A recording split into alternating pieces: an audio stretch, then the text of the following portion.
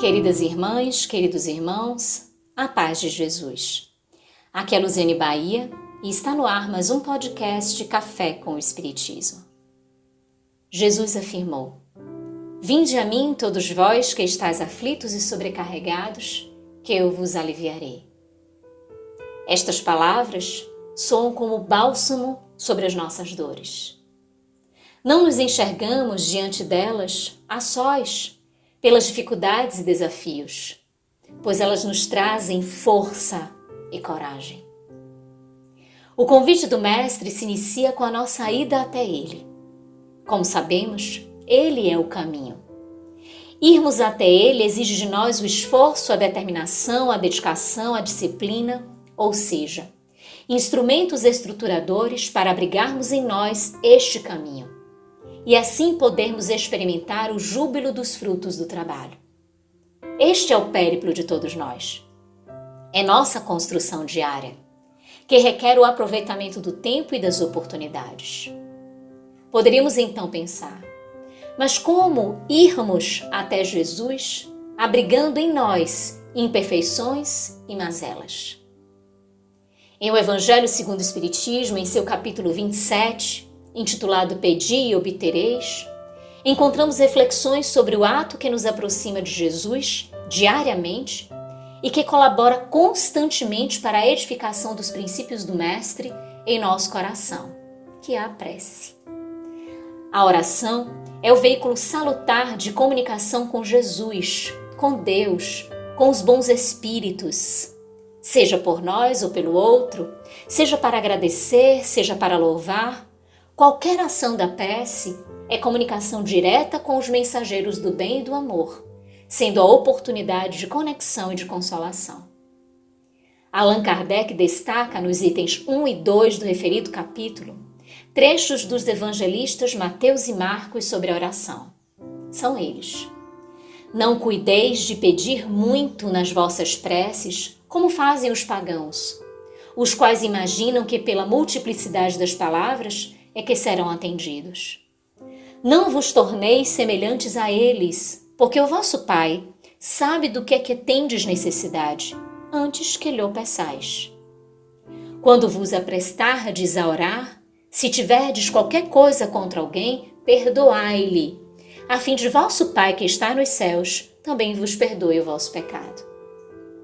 São sinalizações importantes e profundas, comentadas pelo próprio codificador. Diz o mestre Lyonês: Jesus definiu claramente as qualidades da prece.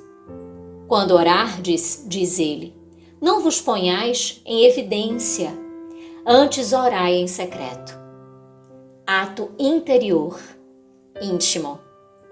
A prece é um instrumento particular de aproximação e contato permanente com o Criador e a espiritualidade superior. Logo, requer silêncio interior sem alardes da personalidade, pois é o mais recôndito em nós, evocando o mais profundo da nossa realidade interior, a fim de estabelecer conexão com os luminares espirituais. Ainda é bem especial este pedido por nos fazer identificar a real importância do ato de orar, que não está para exaltar quem somos, os nossos feitos, mas, acima de tudo, a prece é um ato de reconhecimento da grandiosidade divina e da sua ação sempre em nossas vidas. Na sequência dos comentários de Kardec, ele destaca: Não afeteis orar muito, pois não é pela multiplicidade das palavras que sereis escutados, mas pela sinceridade delas. É ressaltado aqui o valor do que se expressa, pois o mais importante é o que se sente, o que se pensa e o que se busca com a prece. As palavras nem sempre traduzem, em virtude das suas limitações, toda a intensidade do que se almeja.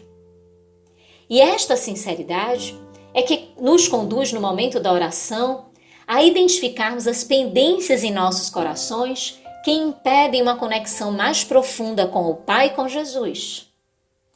Antes de orardes, se tiverdes qualquer coisa contra alguém, perdoai-lhe, visto que a prece não pode ser agradável a Deus se não parte de um coração purificado de todo sentimento contrário à caridade. Este destaque do codificador nos remonta ao poder da prece para aquele que ora. Não significa a oração somente um petitório, mas uma proposta de autotransformação pelo desenvolvimento de valores para que a ação da prece seja o mais real e sincera possível. Fascinante a proposta do perdão para falar com Deus. O coração que perdoa traz em si o conteúdo da fraternidade, da compreensão, da humildade e o quanto isso o aproxima de Deus. A oração é um convite constante de louvor, de pedido e de gratidão a Deus, a Jesus, aos benfeitores, mas também à vida e a todas as experiências que nos circundam, intermediadas pelos nossos irmãos, também imperfeitos como nós, e que são bagagens que formam o nosso ser, que forjam a nossa individualidade. Assim, meus irmãos, diante de um início de um novo ciclo no calendário terreno, com a agenda de novos 365 dias de oportunidades de crescimento, oremos.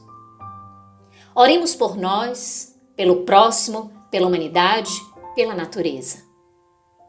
O Espírito Joana de Ângeles, a prece, nos convida no capítulo 60 do seu livro Florações Evangélicas, dizendo assim: Senhor Jesus, ante as promessas do ano que se inicia, não nos permitas que esqueçamos aqueles com que nos honraste o caminho iluminativo. As mães solteiras, desesperadas, a quem prometemos o pão do entendimento. As crianças delinquentes que nos buscaram com a mente em desalinho. Os calcetas que, vencidos em si mesmo, nos feriram e retornaram às nossas portas. Os enfermos solitários que nos fitaram, confiantes em nosso auxílio. Os esfaimados e desnudos que chegaram até nossas parcas provisões. Os mutilados e tristes, ignorantes e analfabetos que nos visitaram, recordando-nos de Ti. Sabemos, Senhor, o pouco valor que temos. Identificamo-nos com o que possuímos intimamente, mas contigo tudo podemos e fazemos. Ajuda-nos a manter o compromisso de amar-te, amando neles toda a família universal em cujos braços renascemos. Que assim seja. Com gratidão imensa no coração, um grande abraço e até o próximo podcast Café com o Espiritismo.